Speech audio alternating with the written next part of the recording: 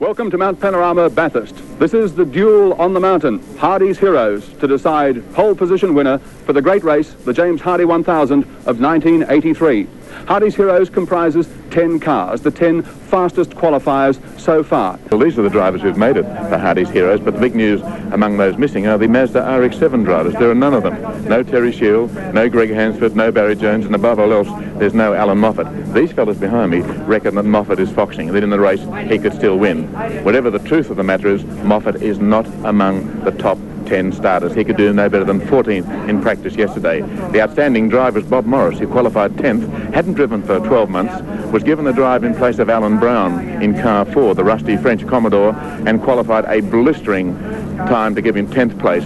The best that French could do was 35th, so watch Bobby Morris. Here comes a man who's got him talking at Mount Panorama this year. That's Bobby Morris at the wheel of the John Sands Commodore number 4. Surprise, surprise.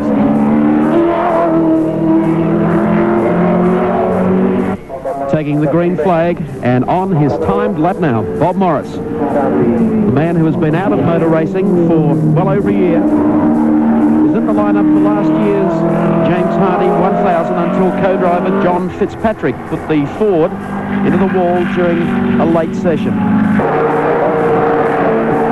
Commodore running sweetly. Bobby Morris, the former winner of the Hardy Classic here at Mount Panorama, lining up in a Commodore.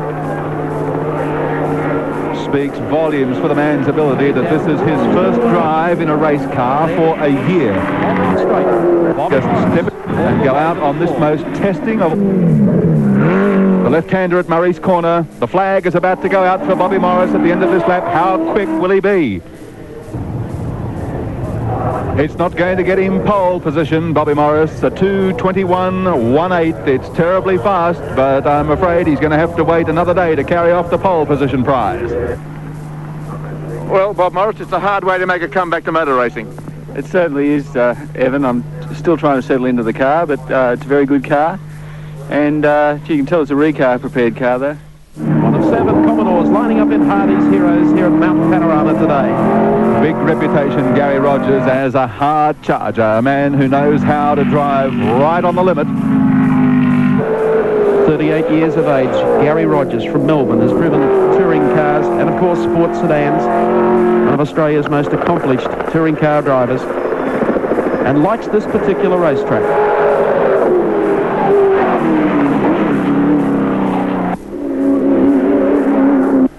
Still claims 1981 was the year of disappointment for him. Of course, Gary was involved in that huge crash that occurred at the top of Mount Panorama.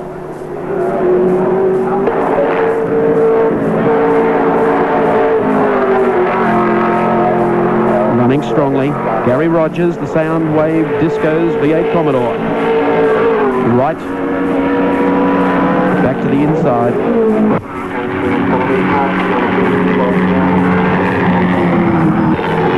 Watch the car pick up the front wheel. Hear the front spoiler just tap the ground there as Rogers works hard through this particular part of the course. Absolutely fearless, this man. Right at home in big cars with a ton of power under him. Down through the gears, Gary Rogers coming in for the completion of his one-lap trial. Checker flag at the ready, and Gary Rogers goes across. The clock says 2:18.64 for Gary Rogers. We'll find out how he feels about that as he speaks with Evan Green. Gary Rogers, 18.64, 4th best. Are you happy? Well, Evan, I am happy, yes. Obviously, you always like to do a bit better, but it was a second quicker than our first run. And I think, had we tried any harder, well, there's a race to be run tomorrow, and I think we've got to remember that. Young man at the wheel, David Parsons from Tasmania in car number 3, the Commodore that he co-drives with Peter Jansen, takes the green flag and goes through on his flying lap in Hardies Heroes. 23 years of age from Sheffield in Tasmania, David Parsons co-driving with Peter Jansen in the great race tomorrow. A little bit out of shape as he comes through there. Now heads up Mountain Straight. Will have to be Australia's fastest dairy farmer. Through GTX bend. Nice line through that corner. And this huge climb to the top of Mount Panorama. Parsons coming up now to the cutting. Good line through there. Brings him out wide though. Good shape though. Tweaks the end just a little bit as they hit that bump coming out of the corner. And heading up now to the top of the mountain. Most unassuming young man. You'd never pick him as a race car driver, especially not in these big thoroughbreds, because they can be hard to handle around this mountain circuit, but Parsons takes it all in his stride. Well, we went wide that time, brought it back in again. Placed 4th last year with Peter Jansen in the Commodore. In the top 10 easily this year. Picking up the front wheel. Hear the spoiler just scrape there as he brings the Cadbury Schweppes car across the top of Mount Panorama. Oh, out of there, tyres squealing out towards the wall. This is going to be a very fast lap indeed. Time ticking away.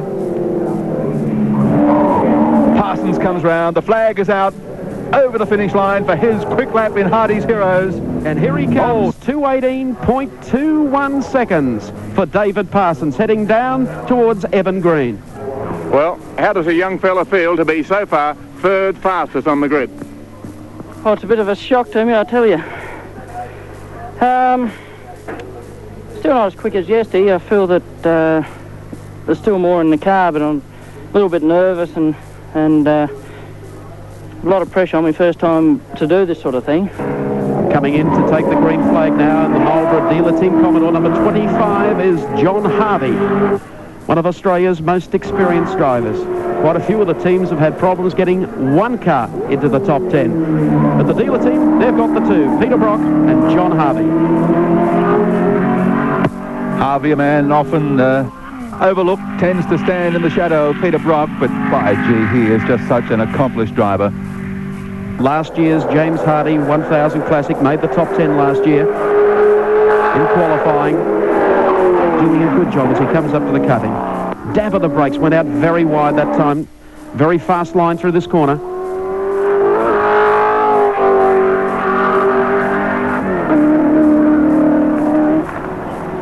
Heading up towards Castrol Curve, John Harvey, number 25. Smooth as silk on top of Mount Panorama. John Harvey in the 2nd dealer team car, the Commodore number 25. Very wide that time. Tucks it back in for the next right-hander. This is where Harvey makes time. Just so neat and so smooth. Wheel up there as he comes down the mountain. Knows how to save on the tyre bill. Getting ready for that hair-raising run down Conrod Straight. Under the player bridge. Oh, this is going to be quick. Through the last corner, checkered flag at the ready. Uses the wide line out of the corner and he takes the checkered flag. Well, Harvey's time is quick, but will it be quick enough for 2:18.54? One man who's not out there qualifying, but well should have been there, is Jim Keogh in the Toshiba Commodore. Yesterday, Jim had, well, you tell us what you had, Jim. Well, we had quite a moment, and I guess 175 mile an hour and airborne and across the grass with the acceleration factor, you'd have to say that was quite an exciting ride, wouldn't you? What happened to you? Was it brakes? Well, the little Toshiba car was just going so well. We just recorded 20 dead on our race tyres, and we had a brand new set of qualifiers here about to bolt on in about 2 laps. And I was finding my brake mark at the end of the straight, and the little thing got airborne at the 300 mark, and of course, once that happens, you've got no retardation. The green flag, the green car, and the man from Queensland, Dick Johnson, underway. This is the heavyweight of the race, the big Falcon. Oh, the Queenslander puts the wheel out as he goes round Hell Corner. Enormous horsepower under the bonnet there. Giant strides up Mountain Straight. Getting up to GTX Bend. Just listen to 351 work. To the right-hander. The climb to the top of Mount Panorama. As Queensland's Dick Johnson goes after pole position. Big new wheels on the Falcon, sits on the road so much better. A ton of power on the ground. And listen to the cheers of the crowd across the top of the mountain. As one of Australian motorsport's most popular drivers guns the big V8.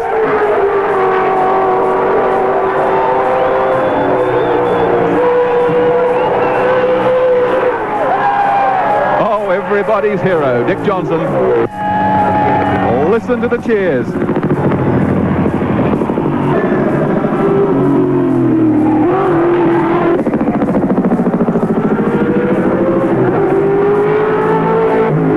The top of the mountain in 1:15.8.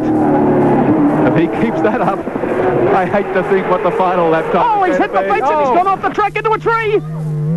Marshals and firemen racing to the scene where Johnson has gone off and either taken our cable or the camera. Took our camera cable, that's why we lost picture there just as he speared off the track.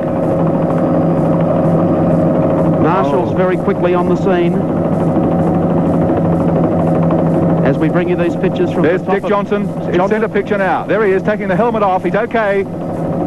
Throws the helmet in disgust after the car. Jill Johnson being comforted in the pit area. She's been watching our monitors. She knows that husband Dick is okay. Dick, I don't know whether there's a hoodoo on you in this mountain. What the devil is it? Well, Gary, I'm not going to give up till we master it again, I can assure you. It's, I don't know, just one of those things. I must have made a slight error and just clipped the wall coming out, and it just pulled the front of the front wheel off when it got the tyres, which were protruding past the wall at the end of the concrete. Oh, we can take a look at a replay of this incident, and I mean, in hindsight, you were just so desperately lucky to get out of this. Well, I can't remember that much. All I can remember is the fact that the car was, it understeered a little bit towards the wall, and the back just touched the wall, and it was enough just to pull the car into the tyre.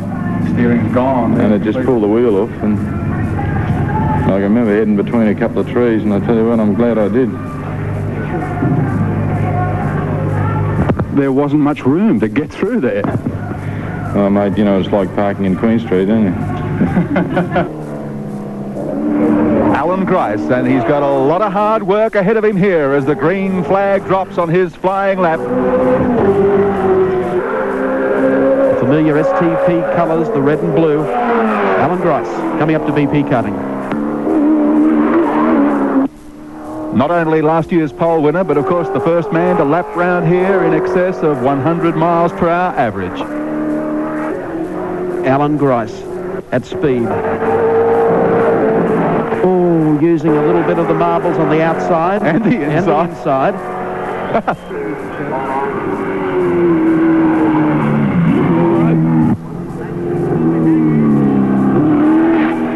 Wheel up, spoiler scrapes, pushing hard. And this man knows how to push hard.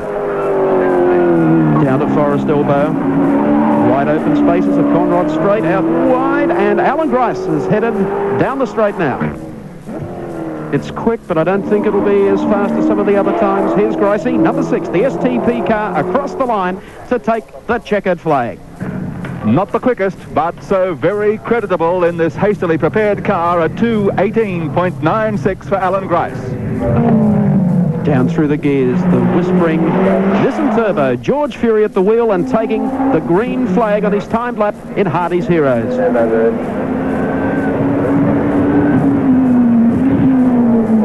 Small but fierce, this car. Lightweight in name only. and the totally different sound of the turbo.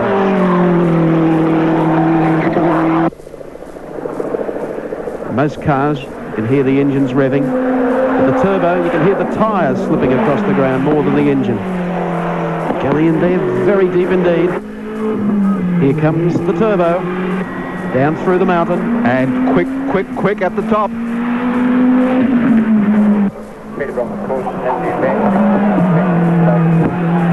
Sensationally quick at the top of the mountain. How good will it be? We're about to find out as he takes the left-hander and the checkered flag goes out for George Fury in the Nissan Bluebird. Time, a sensational 2:17.5 seconds. We'll wait to see whether or not Peter Brock can better that time. Here he comes. Oh, what a sensational view. This is Race View. A new addition to our coverage here at Mount Panorama for 1983. The periscope through the top of the BMW, and boy, what a sensation of speed. A lot of people thought there were going to be maybe 2 or 3 Mazdas in the top 10. But the John Player BMW is there, and certainly one of the leading contenders for an outright victory here tomorrow. Time at the top of the mountain is very, very quick.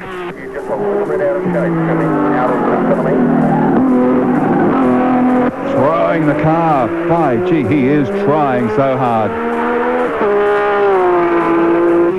Murray's corner comes up so fast. Take the left-hander. The checkered flag is out for Jim Richards at the end of his flying lap in Hardies Heroes, and the time about to come to hand. Time coming through for Jim Richards, 2:18.41. Coming up to take the green flag, the fastest man at Mount Panorama this year. Previous best time here in the qualifying leading up to today's Hardies Heroes, a 2:15.3. Through the corner, just beautifully. Coming up to GTX bend.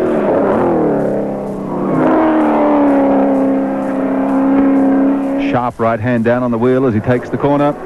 Up the mountain, keep the revs up.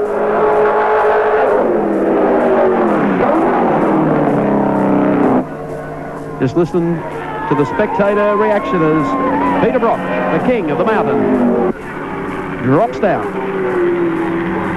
Working the V8 Commodore hard. It's Heidi line through there, picking up the front wheel.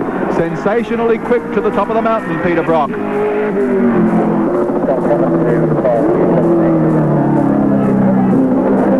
Timekeepers hold their breath. They know how fast he's been to the top. Can he keep it up to the bottom? Through the gears. Checker flag at the ready, and the king of the mountain, Peter Brock, number 05, going across the line. And quick to the top of the mountain, Peter Brock, and an incredible 2:16.27. What a great time. So it's a slightly depleted list for Hardies Heroes for 1983. It is, in fact, of the top 9, but number 1 is still Peter Brock at Mount Panorama, the fastest qualifier, the pole sitter for the great race for 1983.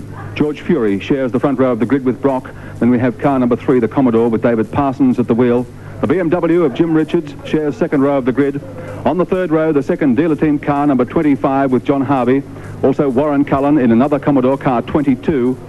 Car 11, yet one more Commodore, Gary Rogers, alongside Alan Grice in the STP Commodore number 6. And Bob Morris, again in a Commodore, driving car number 4. For the man who outdrove everyone to win the award and to make the presentation to you is the chairman of James Hardie Industries, Mr. John Reed. Well, congratulations, Thank you, Peter. Tom. Thank you very much. Wonderful to see you carve another 3.9 seconds off a record time last year, and we'll see what you can do again tomorrow. Yes, it's going to be, without any doubt, the hardest and fastest race I think we've seen here ever. And I think the time today is 16.2. Once upon a time we were very concerned about the 100-mile-per-hour lap. And here we are now. If we don't get below the 100-mile-per-hour barrier every lap, we think it's a bad one. Everybody's gone to sleep. Yes. Thank you very much. Very good luck for tomorrow. Thank you. I hope you can join us on the 7 Network around Australia at 5 minutes to 8 tomorrow morning for what promises to be another thriller on the mountain.